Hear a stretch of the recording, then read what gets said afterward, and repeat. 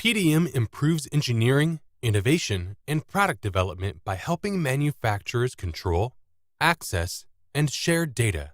But how can you get started with limited resources?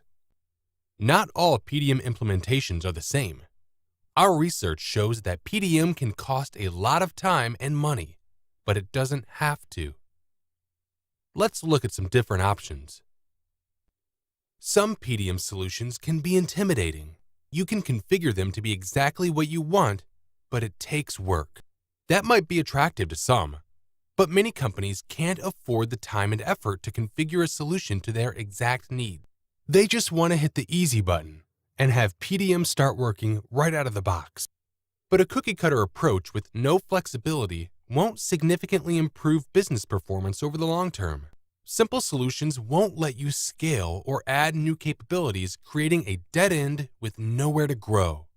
You need the right foundation with standard processes and configurations to let you start fast.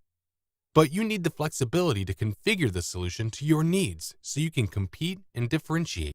You need room to grow as your needs change, so you can get even more value over time, leveraging your easy start as a foundation for growth.